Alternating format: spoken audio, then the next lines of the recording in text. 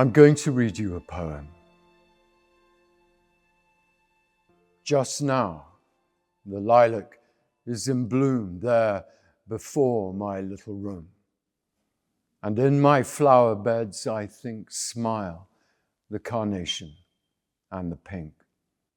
And in the borders, well, I know, the poppy and the pansy blow.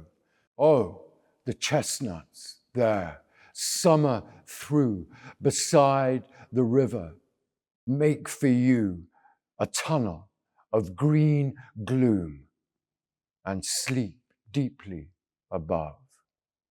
And green and deep the stream mysterious glides beneath, green as a dream and deep as death. That poem was written by a young English poet called Rupert Brooke sometime in the early 1900s. At that time, poetry in England was picturesque. It was kind of harking back to the Romantic poets, which had all been seeded by William Blake. None of them would have had any idea what lay before them and how what they would write would alter not only their perception of themselves, but transform the way in which English poetry developed. It seems very strange to us now, but there is some old black and white footage shot at the announcement that war had been declared.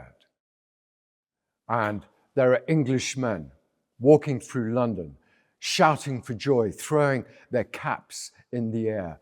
At that time, war, the act of war, the fighting of war, was regarded as a rite of passage into manhood. And so these droves of young men from every shire, also containing the poets, all signed up, thinking this was going to be something glorious. They did not know at that time what lay before.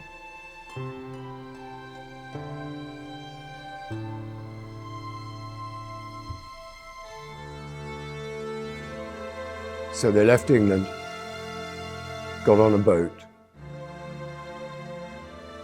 took them to the front. But what they found there was just filth and degradation. Nobody knew. Nobody really had any idea of the type of war that was to be fought.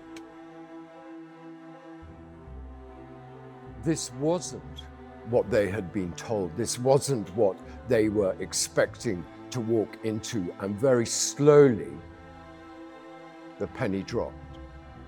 And they began to understand that they had been deceived.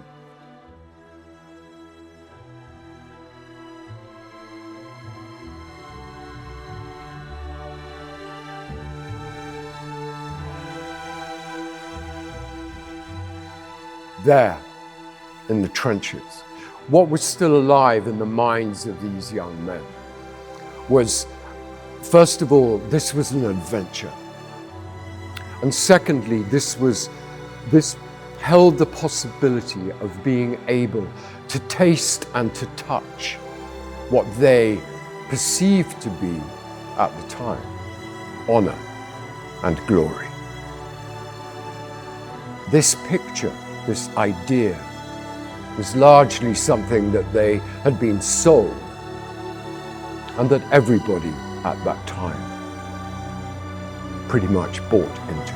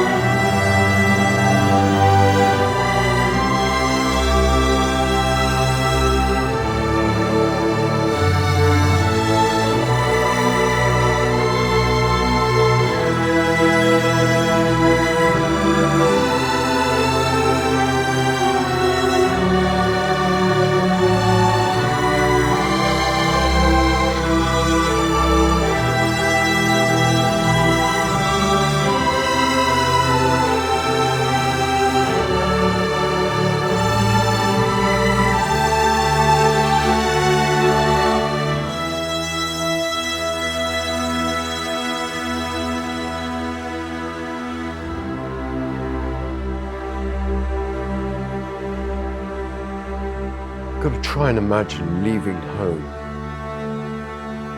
just leaving the kitchen table, hugging your mother and your father, who were proud. They were proud of where you were going and what you had signed up to. And there was this whole aura around what it was to be a warrior, what it was to fight. And so you left this country still with all of that in your heart, but you arrived in hell. You had exchanged, possibly, more than likely, a life of poverty for actually something far, far more worse, far more brutal. And this reality slowly started to sink in to the young men that were there. And what began to emerge were words and sentences that shook those reading them back here to the core, because it also shattered their view of what combat, what warfare was actually like.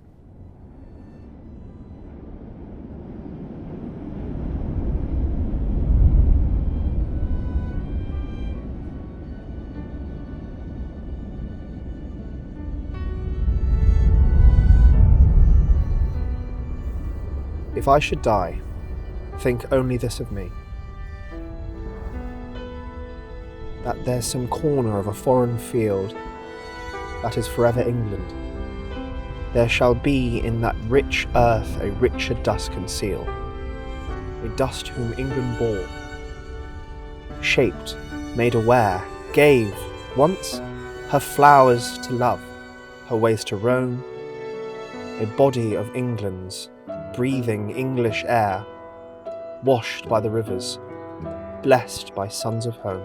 And think this heart all evil shed away, a pulse in the eternal mind, no less, gives somewhere back the thoughts by England given, her sights and sounds, dreams happy as her day, and laughter, learnt of friends, and gentleness in hearts at peace under an English heaven.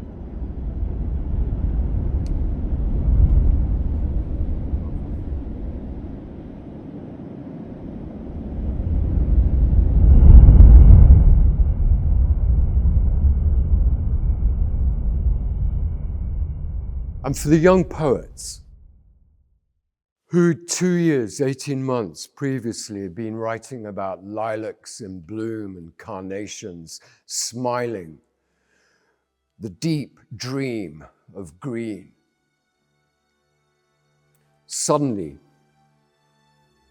this world was shattered, and they found themselves having to express the pure, unbridled brutality of where they were and what they were experiencing. How young men like themselves were being not only killed, but utterly broken by what they faced.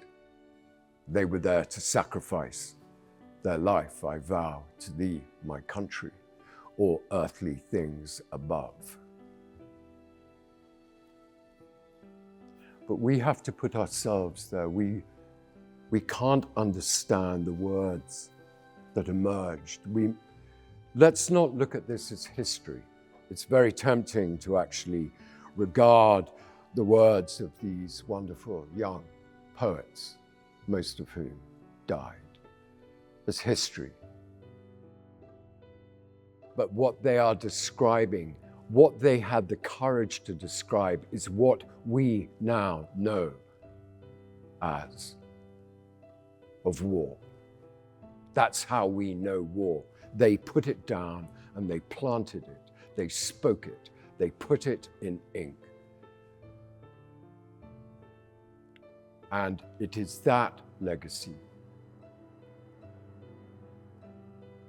that now informs our view of just how brutal this reality really is. One last poem. It's called The Dead by Rupert Brooke. Blow out, you bugles, over the rich dead. There's none of these so lonely and poor of old, but dying has made us rarer gifts than gold. These laid the world away, poured out the red sweet wine of youth, gave up the years to be of work and joy and that unhoped serene that men call age. And those who would have been their sons, they gave their immortality. Blow, bugles, blow. They brought us for our dearth, holiness, lacked so long, and love and pain. Honor has come back as a king to earth and paid his subjects with a royal wage, and nobleness walks in our ways again. And we have come into our heritage.